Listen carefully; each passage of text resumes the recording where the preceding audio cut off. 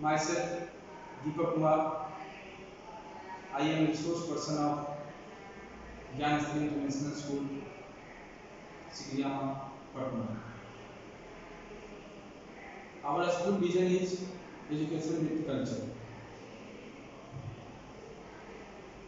Today, I am going to deliver topic of a storytelling in classroom. So, first of all, I want to say about a storytelling in classroom. Introduction.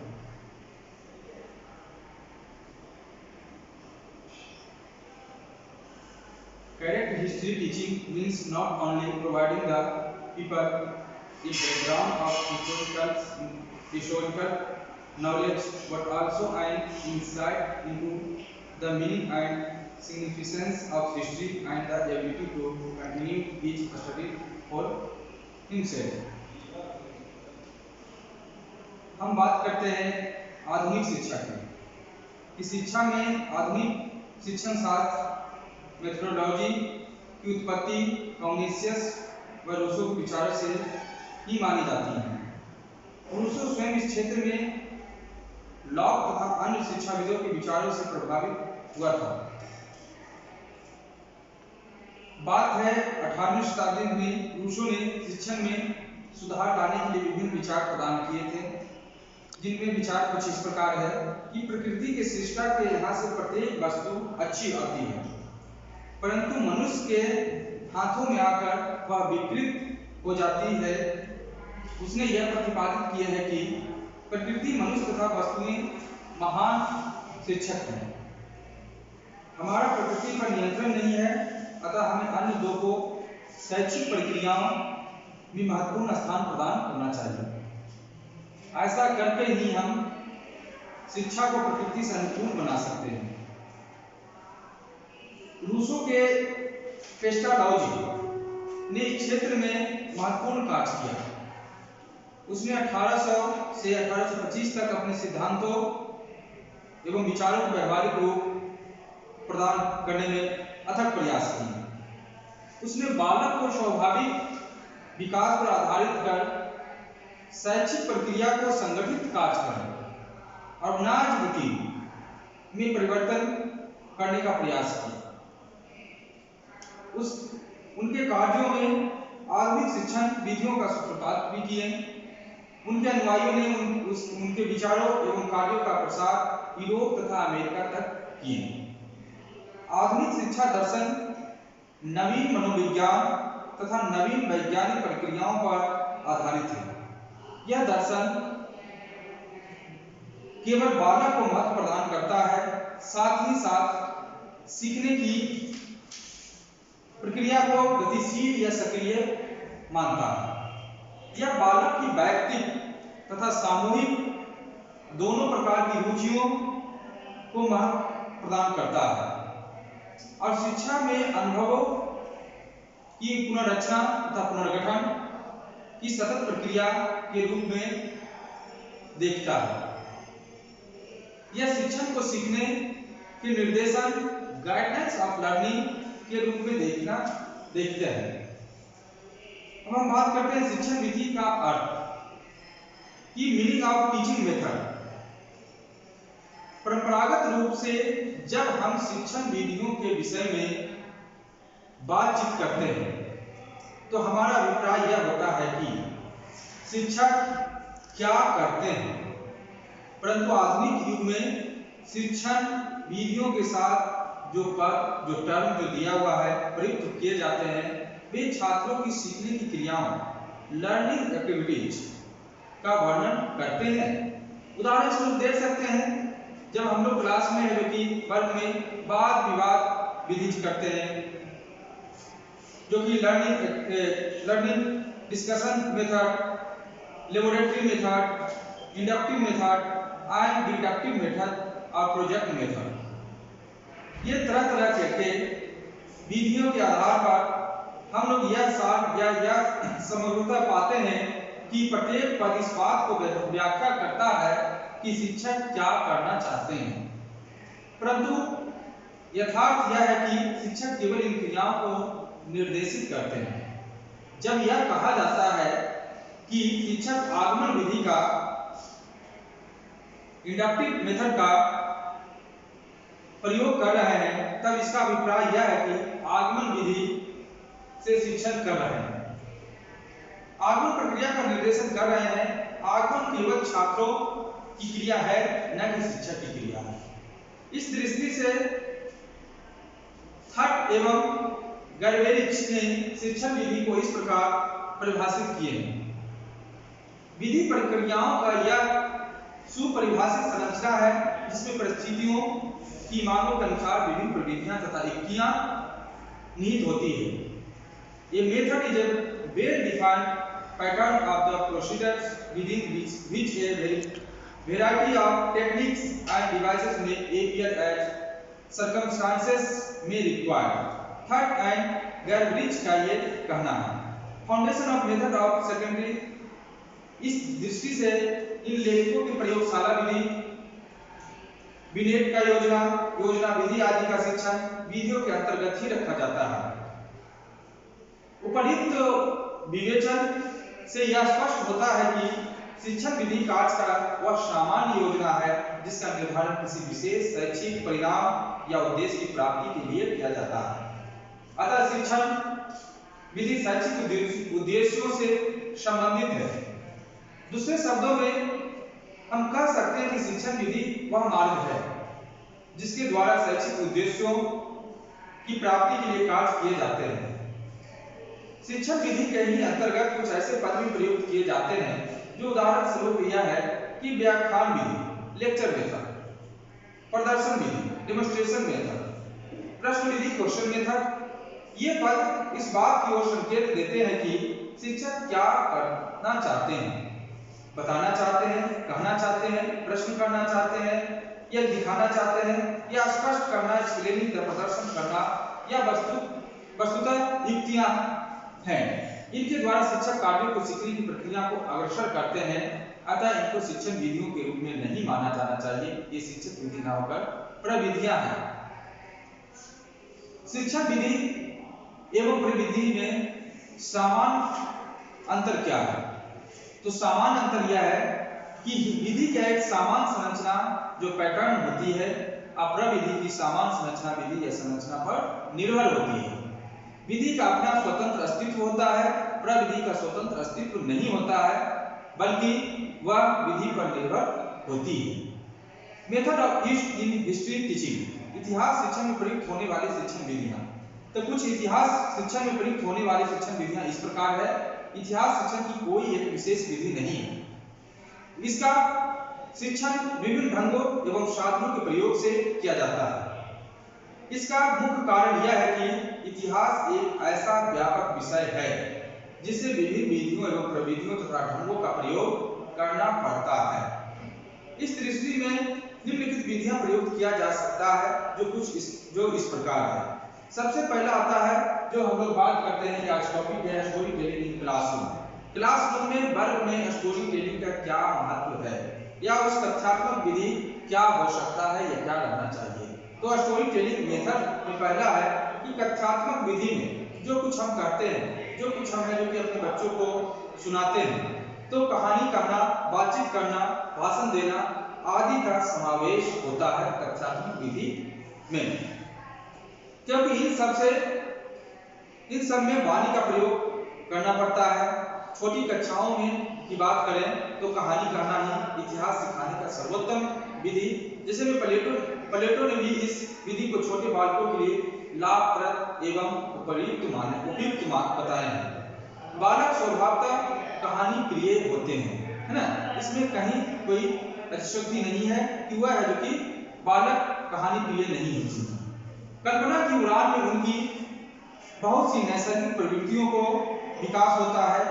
मानव बाल्यावस्था से तथा वृद्धावस्था दोनों में कहानी सुनने तथा कहने में रुचि प्रदर्शित करता है। कुछ मनुष्यों में कहानी कहने की कला जन्मजात होती है और कुछ व्यक्ति प्रयत्न करके सीख लेते हैं। इतिहास के शिक्षक को इस कला का जानना आवश्यक है। यदि इसमें यह कला स्वाभाविक रूप से नहीं है तो उसे प्रयत्न करके अर्जित करना चाहिए। यदि ऐसा नहीं करेगा तो वह सफल शिक्षक नहीं हो सकते हैं तथा अपने छात्रों के साथ पूर्ण न्याय नहीं कर रहे हैं। इस प्रकार इस विधि की सफलता शिक्षक के निम्नलिखित गुणों पर निर्भर है, जो कुछ बिंदु इस प्रकार है। पहला बिंदु, शिक्षक जिस कहानी को अपने छात्रों को सुनाना चाहते हैं, है ना, बच्चों के बीच रखना चाहते हैं, उनकी पाठ वस्तु उसकी पूर्ण अधिकार है। कथावाचक निजत्व की भावना से ग्रसित नहीं होनी चाहिए, उसको छात्रों में घुल मिल जाना चाहिए, तब वह कहानी कहने में सफलता प्राप्त कर सकते हैं। शिक्षक को कहानी की पाठ वस्तु में रुचि लेनी चाहिए। यदि वह ऐसा नहीं करेगा तो वह अपने छात्रों की रुचि के विषय के प्रति उत्पन्न करने में असफल होंगे। कहानी कहने का ढंग रुचिकर हो तथा भावपूर्ण होना चाहिए, अर्थात उसमें कृत्रिमता नहीं आनी चाहिए। कहानी कहने का ढंग रुचिकर, स्वाभाविक तथा भावपूर्ण भी होनी चाहिए। शिक्षक को अभिनय कला का भी ज्ञान होना आवश्यक है, जिससे वह भावानुसार अपने हाव भाव प्रदर्शित करने में सफल हो सके। इसके साथ ही उसमें स्वर का भावों के अनुसार उतार चढ़ाव करने की सामर्थ्य भी होनी चाहिए। यदि इसमें यह शक्ति नहीं होगी तो वह कहानी को सफलतापूर्वक प्रस्तुत नहीं कर सकते हैं और न सीखने के उपयुक्त वातावरण ही निर्मित कर सकते हैं। कहानी बालकों के मानसिक स्तर, रुचि एवं अवस्था के अनुसार होनी चाहिए। यदि मान लिया जाए कि छोटी कक्षा के छात्र को 1 to 5 के छात्र को सुना रहे हैं या सुनाना है, तो जिनकी उनकी कल्पना एवं कौतूहल प्रवृत्ति को संतुष्ट किया जा सके। यदि उस वही कहानी अगर हम 12वीं के छात्र को सुना रहे हैं तो उसमें क्रियाशील पात्रों की कहानियां सुनानी चाहिए, क्योंकि इस अवस्था का बालक उपयोगिता एवं समस्या में रुचि रखते हैं। शिक्षक को ऐतिहासिक कहानियों कालक्रम के अनुसार सुनानी चाहिए तथा छात्रों की जो कहानियां सुनाई जाए वे जीवन गाथाओं के रूप में हो। शिक्षक कहानी सुनाने में छात्रों की सहायता ले सकते हैं, उनको सतर्क तथा सक्रिय बनाए रखने तथा अपनी विषय वस्तु का बोधमय ज्ञान बनाने के लिए प्रश्नों तथा सहायक सामग्री की भी उपयोग करना चाहिए। श्यामपट या श्वेतपट पर कहानी की प्रमुख बातें, स्थलों तथा तिथियों को भी अंकित करना चाहिए, जिससे छात्र बाद में उनका उपयोग कर सकते हैं। उसके बाद कि कहानी की भाषा छात्रों के स्तर के अनुरूप हो, जिसमें वह उसके समझने की समर्थ हो सके तथा उनके ध्यान उसमें लगा रह सके। अगर शिक्षक ऐतिहासिक महापुरुषों के प्रति सहानुभूति रखनी चाहिए। अब मेरी आप स्टोरी टेलिंग मेथड कथात्मक विधि के कुछ गुण हैं। पहला, इसके द्वारा बालकों में इतिहास के प्रति रुचि उत्पन्न की जा सकती है। इससे बालकों की कल्पना शक्ति का विकास होता है। इसके लिए अध्यापक बालकों को पहले रूपरेखा दे सकते हैं और इस रूपरेखा को बालकों से पूर्ण करवा सकते हैं। बालक इसको पूर्ण करने में अपनी कल्पना शक्ति का प्रयोग करेंगे। इस विधि से बालक अपने गुप्त भावों को व्यक्त करने का अवसर प्राप्त करते हैं। बालक को विभिन्न पात्रों के कथन दोहराने के लिए कहा जा सकता है, जिससे उनकी झिझक एवं लज्जाशील प्रवृत्ति समाप्त हो सकती है। कहानी द्वारा उनकी जिज्ञासा की तृप्त करके उन्हें अनुशासित किया जा सकता है।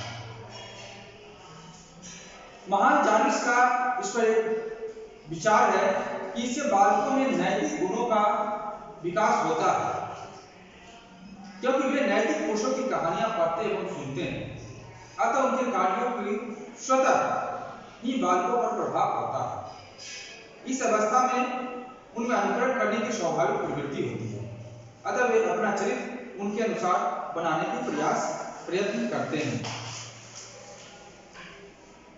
इस पर H.R. वर्ष के विचार है कि 13 वर्ष की अवस्था तक बच्चों के इतिहास पढ़ाने का मुख्य साधन कहानी होनी चाहिए। कहानी कहना भी एक कला है। छोटे बच्चे स्वाभाविक रूप से इन्हें याद भी कर लेते हैं।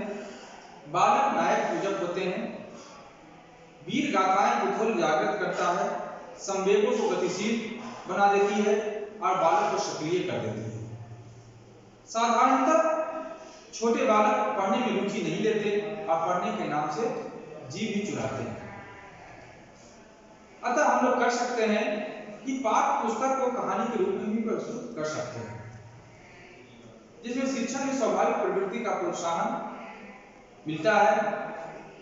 उदाहरण स्वरूप हम देख सकते हैं रामायण महाभारत की कहानियों को विशेष महत्व दिया जाए।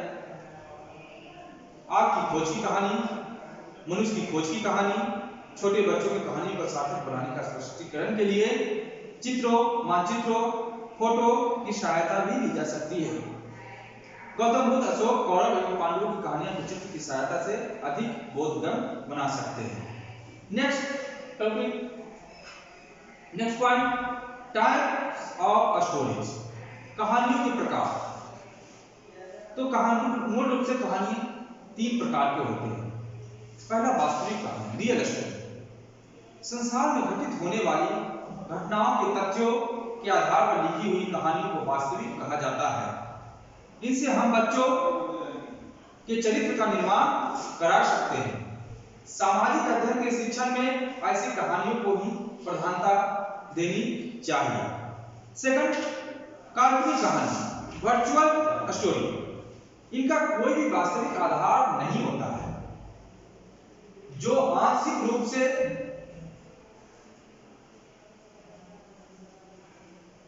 यह मन ग्रंथ देवताओं, देवियों, भूतों, प्रेतों, जादूगरनी या परियों से संबंधित होती है।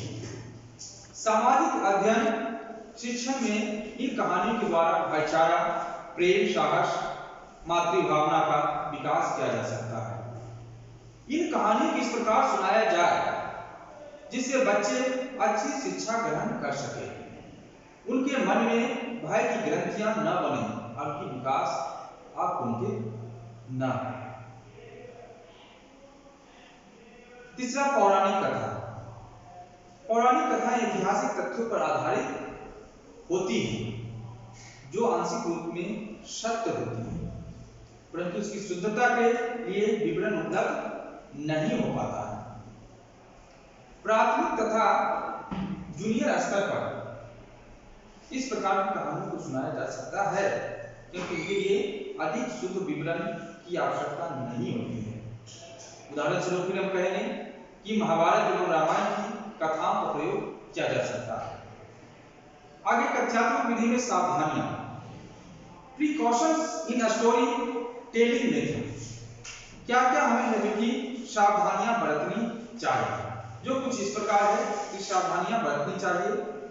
इनमें कोई संदेह नहीं कि कथ्यात्मक विधि या कहानी कथन प्रणाली आकर्षक, उपयोगी, प्रभावशाली और रोचक विधि है, परंतु इसके गुण तभी प्राप्त होते हैं जब इसको अपनाते समय निम्नलिखित बातों को ध्यान दिया जाए। कहानी का चुनाव करते समय विद्यार्थियों की मानसिक स्थिति, उनकी अवस्था, योग्यता तथा रुचियों की ओर ध्यान देना चाहिए। हमें कहानी सुनाने से पहले एक अध्यापक होने के नाते उस कहानी में रुचि लेनी चाहिए।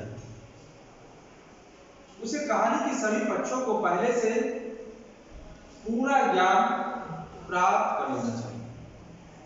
कहानी के जिस अंश या पक्ष पर अधिक बल दिया जाए उस पर निर्णय भी कर लेना चाहिए। कहानी पुस्तक से नहीं पढ़ाई जानी चाहिए, बल्कि अध्यापक द्वारा सुनाई जानी चाहिए। कहानी सत्य घटनाओं या तथ्यों से संबंधित होनी चाहिए। नेक्स्ट पॉइंट, कहानी कहने की शैली सरस, सरल एवं रोचक होनी चाहिए। कहानी में सजीवता लाने के लिए उसमें अभिनय कला का भी समावेश करना चाहिए। कहानी कथन में विद्यार्थियों की रुचि को भी बनाए रखना चाहिए। इसके लिए विद्यार्थियों से कभी प्रश्न भी पूछते रहना चाहिए। इससे यह पता लगता रहेगा कि विद्यार्थी रुचि ले रहे हैं अथवा नहीं। कहानी सुनाते समय आवश्यकता अनुसार दृश्य श्रव्य साधनों का भी प्रयोग कर सकते हैं। कहानी कहते समय अध्यापक को विद्यार्थी के स्तर के अनुकूल भाषा का प्रयोग होना चाहिए। भाषा सरल, सरस, सुंदर तथा सुबोध होनी चाहिए।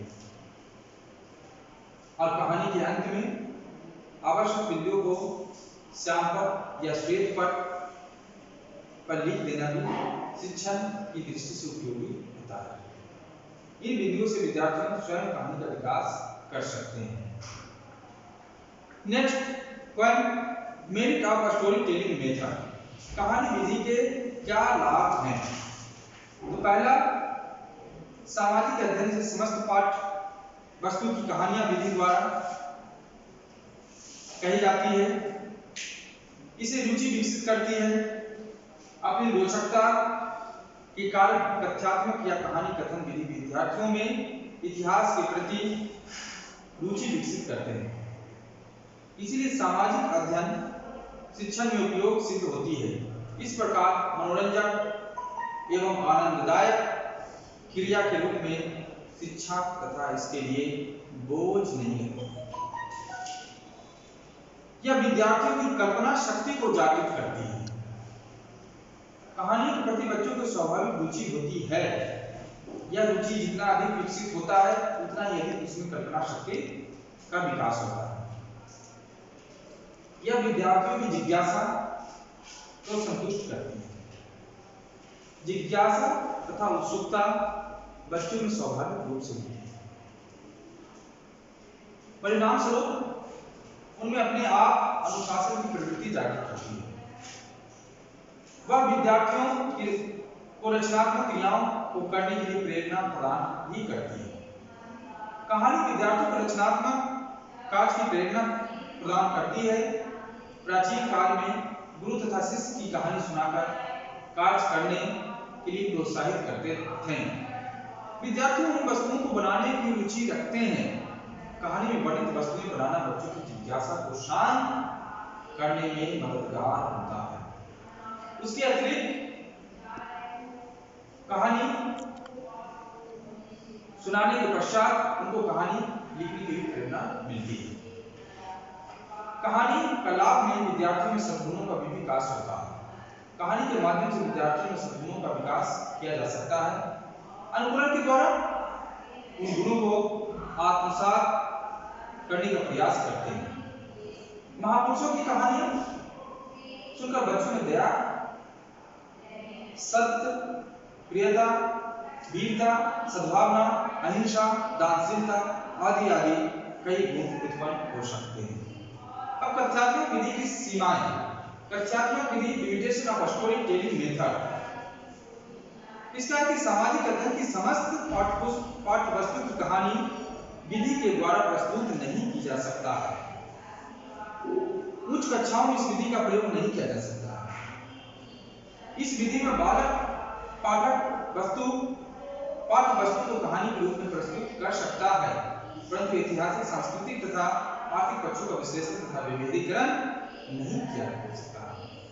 बालकों की स्मरण शक्ति पर विशेष बल दिया जाता है। अन्य पक्षों की अवहेलना की जा सकती है। हम बच्चों में कहानी के माध्यम से क्या विकास होता है, इस पर या पूर्व कहानी और आज की कहानी में क्या दोनों के बीच में अंतर है। पहले की कहानी कहने की विधियां, कहानी सुनाने की विधियां और आज की कहानी सुनाने की विधियां आप जानने की जिज्ञासा में क्या मूलभूत अंतर है। अब टेक्नोलॉजी के जमाने में बच्चों के हाथ में मोबाइल फोन रहने लगे हैं और कहानी सुनने के मजे से जैसे वो परे हो गए हैं। हालांकि आपको जानकारी होगा कि बच्चों के लिए गैजेट्स का इस्तेमाल जितना नुकसानदायक होता है, कहानी सुनना उतना ही ज्यादा फायदेमंद होता है। बच्चों को कहानी सुनाना या सुनाने की जो प्रथा है बहुत पुरानी है। हम भी, अगर हम लोग अपने बारे में बात करें तो हम भी अपने बचपन में कहानी सुने बिना नहीं सोते थे। कहानी की दुनिया बच्चों के जैसे अपनी सी लगती है। बीरबल, पांडवों, विक्रम और बेताल की कहानियां से भी बच्चों को बहुत कुछ सीखने को मिलता है। बच्चों ही नहीं बल्कि बड़ों को भी कहानियों से जीवन में सीख मिलती है। हालांकि अब समय बदल रहा है और अब बच्चे कहानी सुनने की बजाय स्मार्टफोन, टैबलेट पर चिपके रहते हैं। आपको जानकारी होगा कि बच्चों के लिए गैजेट से ज्यादा कहानी सुनाना फायदेमंद होता है। यहाँ हम बात करते हैं कि भाषा पर नियंत्रण पकड़। किताब पढ़ने से नहीं बल्कि कहानी सुनने से भी बच्चों की भाषा यानी वोकैबुलरी बढ़ता है, शब्द भंडार बढ़ता है। अगर आपका बच्चा छोटा है तो आप उसे कहानी सुनाकर बोलना सिखा सकते हैं। वही आपके बच्चे के लिए शिक्षा की पहली सीढ़ी होगी। कहानियों से बच्चे में भाषा के प्रति कुशलता बढ़ती है। भावनात्मक पहलू, कहानी सुनते सुनते बच्चे खुद की कहानी के पात्र के रूप में देखने लगते हैं। इससे उन्हें अलग अलग भावनाओं का एहसास करने में मदद मिलती है और वो दूसरे की भावनाओं को भी समझने लगते हैं। कहानी सुनाने या सुनने वाले बच्चे ज्यादा बेहतर इंसान बन सकते हैं और ये भावनात्मक स्थितियों की अच्छी तरह से संभाल भी पा सकते हैं। ऐसा कहा जा सकता है कि कहानी सुनने से बच्चे भी भावनात्मक रूप से मजबूत बनते हैं। दूसरे की बात सुनने की गुण का भी विकास होता है। आज बहुत ही कम लोग ऐसे बच्चे हैं जो अपनी बात करने की बजाय दूसरे की सुनते हैं। इसीलिए आज दूसरे की बात सुनने को अच्छा गुण माना जाने लगा है। अध्ययनों के सामने आया है कि कहानी सुनने से बच्चों की सुनने की क्षमता और चाहत में सुधार होता है। कहानी सुनाने वाले या सुनने वाले बच्चे अच्छे श्रोता बनते हैं। उसमें कल्पना शक्ति का विकास होता है, कल्पना शक्ति बढ़ती है। कहानी सुनने से बच्चों चीजों की कल्पना करने लगते हैं। वो खुद ही सोचने लगते हैं कि कहानी में कौन सा किरदार कैसा है और कहानी कैसे चल रही है। कहानी का मुख्य पात्र कौन है, मुख्य पात्र की क्या भूमिका है। इस कल्पना से बच्चे में रचनात्मकता आती है और उससे सोचने एवं समस्याओं को हल करने की क्षमता भी विकसित होती है। संस्कृति के बारे में भी जानने का मौका मिलता है। अपनी नैतिक कहानी और इतिहास से जुड़ी कहानियों सुनने से पर बच्चों को नैतिक विकास में अपनी संस्कृति के बारे में जानने का मौका मिलता है। दादा दादी द्वारा अपने समय की सुनाई गई कहानियां बच्चों को पता चलता है कि पहले का समय कैसा था और तब कैसे रहते और काम करते थे। इतिहास की बातें पढ़ने में बोरिंग लगती है, लेकिन जब उन्हें कहानी में प्रयोग कर सुनाया जाता है तो बच्चों की दिलचस्पी और बढ़ जाती है। अगर आप चाहते हैं कि आपका बच्चा होशियार और समझदार बने तो थोड़ा समय निकाल कर उसे कहानी सुनाना शुरू कर दीजिए। इससे बच्चों को ही नहीं बल्कि आपको भी फायदा होगा। आपको अपने बच्चों के साथ कुछ खास और अच्छा समय बिताने का मौका मिलेगा, जिससे आप दोनों का रिश्ता और मजबूत होगा और विश्वास बढ़ेगा। हम कह सकते हैं कि विकास एक निरंतर प्रक्रिया है। बाल अवस्था से लेकर वृद्ध अवस्था तक इंसान में अलग अलग तरह के बदलाव आते हैं। जैसे में शारीरिक, मानसिक, सामाजिक, इन सभी का अध्ययन बाल विकास ही कहलाता है। बाल विकास में परिवर्तन एक क्रमबद्ध तरीके से होती है, विकास में व्यवस्था रहती है। चाइल्ड डेवलपमेंट, बाल विकास। मुनरो के शब्दों में कहें तो एक ऐसी परिवर्तन श्रृंखला है जिसमें भ्रूणावस्था से लेकर प्रौढ़ावस्था तक गुजरता है, उसे विकास कहा जाता है। लेकिन हार्लॉक के शब्दों में कहें तो विकास का मतलब बढ़ते रहने से नहीं, बल्कि प्रौढ़ावस्था के लक्ष्य की अपरिवर्तन की प्रगतिशील क्रम रहता है। विकास के परिणाम स्वरूप इंसान में अनेक में विशेषताओं और नई योग्यताएं स्पष्ट होती है। ड्रेवर के अनुसार विकास प्राणी में होने वाली प्रगतिशील जो किसी लक्ष्य की ओर लगातार केंद्रित होती है, और उदाहरण स्वरूप हम देख सकते हैं किसी भी जाति में भ्रूण अवस्था से लेकर प्रौढ़ अवस्था तक उत्तरोत्तर विकास होता है। बाल विकास की प्रक्रिया का रिसर्च का विषय बनाने से पहले मनोवैज्ञानिकों ने कई महत्वपूर्ण उद्देश्य निर्धारित किए हैं। इसका ज्ञान हर अभिभावक और शिक्षक को होना आवश्यक है। इसका पूरा ज्ञान नहीं होने से शिक्षक अपने कर्तव्य को पूर्ण रूप से निर्वहन नहीं कर पाते हैं। तो कुछ हम इस बिंदुओं पर बात करते हैं। बाल विकास का उद्देश्य क्या है, उसके बारे में समझते हैं। बाल विकास से हर शिक्षक को यह बताया जाता है कि वह संतुलित विकास में किस प्रकार अपना सहयोग दे सकते हैं। बाल विकास के द्वारा बच्चों के विकास में होने वाली विभिन्नताओं के बारे में शिक्षक और अभिभावकों को बताया जाता है। इसका प्रमुख उद्देश्य बच्चों को संतुलित विकास के लिए मार्ग बनाना है, जिससे वह पूरी तरह विकास को प्राप्त कर सकेंगे।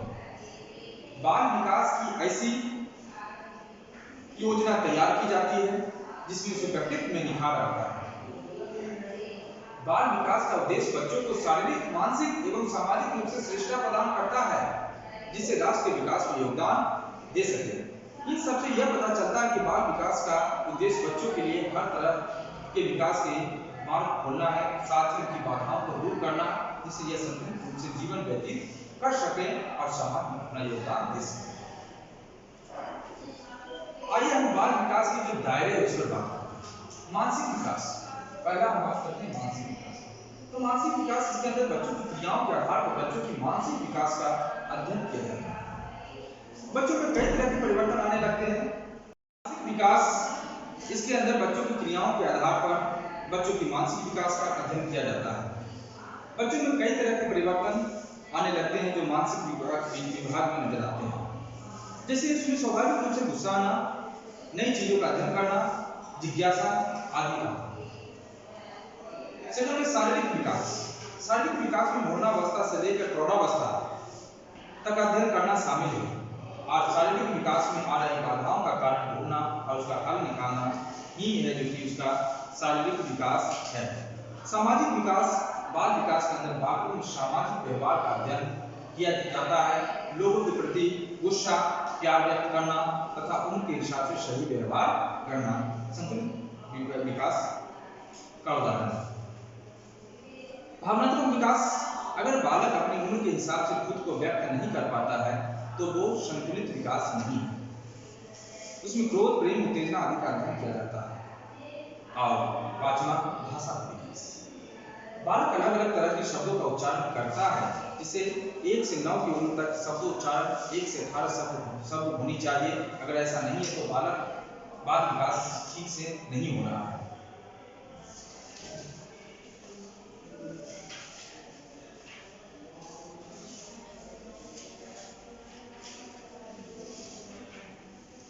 अब हम कुछ कहानियों के माध्यम से समझते हैं। जो लघु कथा कहानी का एक विभाग है, एक छोटा हिस्सा है, उस पर भी छोटी छोटी कहानियों के माध्यम से कैसे हम क्लास में बच्चों को कहानी के माध्यम से उसे प्रेरित करें, उसको प्रोत्साहित करें। तो एक कहानी का शीर्षक है चींटी और कबूतर की कहानी। बहुत लोकप्रिय कहानी है। इससे एक बार कहानी कड़कती गर्मियों में एक चींटी की बहुत प्यास लगी हुई थी। वो पानी की तलाश में एक नदी किनारे पहुंच गई। नदी में पानी पीने के लिए वो एक छोटी सी चट्टान पर चढ़ गई थी और वहां पर वो फिसल गई और फिसलते हुए नदी में जा गिरी। पानी का बहाव तेज होने से वो नदी में बहने लगी। पास में ही एक पेड़ पर कबूतर बैठा हुआ था। उसने चींटी को नदी में गिरते हुए देखा। कबूतर ने जल्दी से एक पत्ता तोड़ा और नदी में चींटी के पास फेंक दिया और चींटी उस पर चढ़ गई। कुछ देर बाद चींटी किनारे लगी और वह पत्ते से उतरकर सूखी जमीन पर आ गई। उसने पेड़ की तरफ देख और कबूतर को धन्यवाद दिया।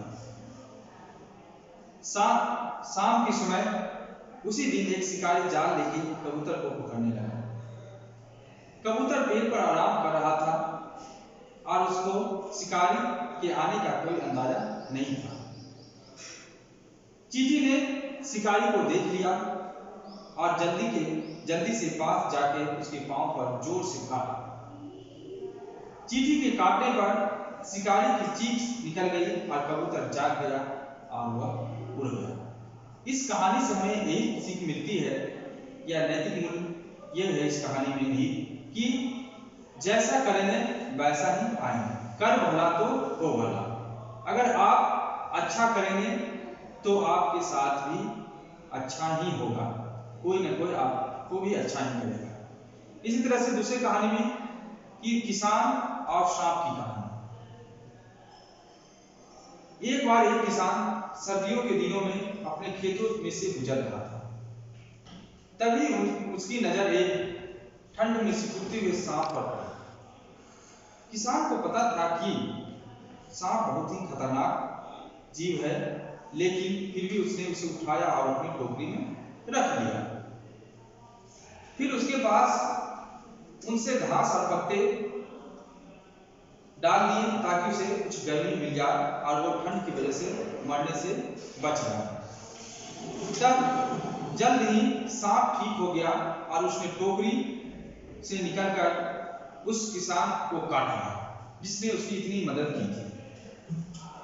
उसके जहर से तुरंत ही उसकी मौत हो गई और मरते मरते उसने अपनी आखिरी सांस में यही कहा कि मुझसे ये सीख लो कि कभी किसी दुष्ट बुरे नीच पर दया न करो। इस कहानी से यही सीख मिलती है कि कुछ लोग ऐसे होते हैं कि जो अपने स्वभाव को कभी नहीं बदलते हैं। फिर चाहे हम उनके साथ कितना भी अच्छा व्यवहार करें, हमेशा उन लोगों से सावधान रहें और उनसे दूरी बनाए रखें जो केवल अपने फायदे के बारे में सोचते हैं, है ना। इस तरह से है इसका मोरल वैल्यूज अगर जो हम कहें कि there are some people who never changes their nature regardless of how good we have with them, so always stay alert and maintain the distance from those who only thinking about their own benefits. Okay, next एक और छोटी सी कहानी है भेड़िया और सारस की कहानी। एक बार एक भेड़िया किसी जानवर को खा रहा था और जल्दीबाजी में खाते हुए उसके गले में एक हड्डी फंस जाती है। काफी कोशिश से करने के बाद भी वो हड्डी उसके गले से नहीं निकलती। अब वो एक बुरी स्थिति में फंस चुका था। तभी उसको एक सारस दिखा और उसकी लंबी चोंच दिखी। उसको देखते उसको एक सुझाव आया कि सारस उसकी मदद कर सकता है। वो मदद के लिए सारस के पास गया। उसने सारस से कहा कि वो उसके मदद करे बदले मुझसे वो उसका इनाम देगा।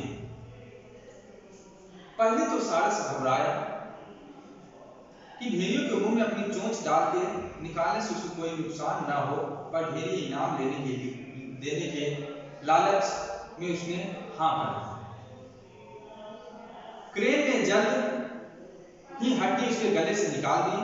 हड्डी निकलती ही भेड़िया चलने लग पड़ा। तो सारस ने कहा, मेरा इनाम। तो भेड़िए ने कहा कि क्या यह काफी नहीं है कि मैंने तुम्हारे सिर को बिना काटे ही अपने मुंह से बाहर निकालने दिया? यह तुम्हारे इनाम है।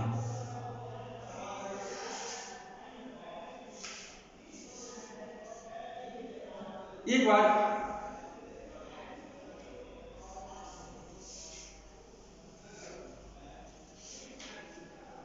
जिसको कोई आत्मसम्मान नहीं है, उसकी सहायता करने के लिए किसी पुरस्कार की अपेक्षा न करें। इस कहानी से यही हमें सीख मिलती है। स्वार्थी लोगों के साथ रहने से आपको किसी प्रकार की मदद नहीं मिलेगी। Moral values, except of reward for serving the one who has no honours, staying in a company of selfish people will not be anyone my any favour. एक और कहानी, लोमड़ी और बकरी की कहानी। यह भी बहुत लोकप्रिय और चर्चित कहानी है। एक बार एक लोमड़ी रात को जंगल में घूम रही थी कि अचानक वो एक कुएं में जा गिरी। अब उसे समझ नहीं आ रहा था कि वो करे तो क्या करे, इसलिए उसने सुबह तक का इंतजार करने का सोचा। सुबह होते ही एक बकरी कुएं के पास से गुजरी और उसने लोमड़ी को देखा और कहा, तुम कुएं में क्या कर रहे हो? तो बकरी ने कहा कि मैं यहाँ पानी पीने आया हूँ और ये पानी आज तक का सबसे स्वादिष्ट पानी है, आओ तुम भी पी के देखो। बकरी ने बिना सोचे ही कुएं में छलांग लगा दी। थोड़ी देर पानी पीने के बाद बकरी ने बाहर जाने का सोचा तो देखा कि वो वहां फंस चुकी है। अब लोमड़ी ने कहा कि मैं तुम्हारे ऊपर चढ़कर बाहर निकल जाता हूं और किसी को मदद के लिए ले आऊंगा। बेचारी भोली बकरी ने लोमड़ी की चाल नहीं समझी और बिना सोचे समझे हाँ। अब लोमड़ी बाहर निकलते ही बकरी को बोलने लगी कि अगर तुम इतनी भी समझदार होती तो कभी बिना समझे कुएं में नहीं आती और ऐसे नहीं फंसती। और लोमड़ी ये बोल के वहां से चली गई। इस कहानी से हमें यह नैतिक शिक्षा यह मिलती है कि कोई भी निर्णय लेने से पहले सोचे, बिना सोचे समझे कोई भी फैसला न ले। किसी भी फैसला लेने से पहले उसकी हर एक बिंदु पर सोच समझ विचार करके ही लेनी चाहिए। इसका मोरल वैल्यूज कहता है, look before you live, do not just blindly walk into anything without thinking. एक और कहानी है, गर्म पानी में मेढक की कहानी। गर्म पानी में मेढक की कहानी। एक बार एक मेढक गर्म पानी के बर्तन में गिर जाता है। वह बर्तन आग पर रखे जाने की वजह से और गर्म होने लगता है। मेढक तब बाहर निकलने की जगह अपने शरीर के तापमान को नियंत्रित करके उसमें बैठा रहता कि वो बाद में निकल आए। पर बर्तन का पानी उबलने लगता है और मेढक में अब तापमान सहन नहीं होती है और वो बाहर निकलने की कोशिश में अंदर ही मर जाता है। अतः इसमें हम कह सकते हैं कि हम सबको परिस्थितियों के अनुसार ढालना पड़ता है। जैसी परिस्थिति है वैसे ही हम लोग को अपने आप को ढालना पड़ता है। परंतु कई बार जिन परिस्थितियों से ज्यादा उलझने लगे तो उनसे सही समय पर बाहर निकलने में ही भलाई होती है कि जैसा ही अगर वहां पर परिस्थितियां बदलती है और हमारे अनुकूल नहीं है, हम उसमें ढल नहीं रहे हैं, तो उससे बाहर निकलें। उसके निकलने की है कि रास्ता पहले ही ढूंढ के रख ले। तो मोरल वैल्यू ये बताता है कि we all need to adjust according to the situation we face, but there are times when we need to take appropriate action when we have the strength to do the before it is too late.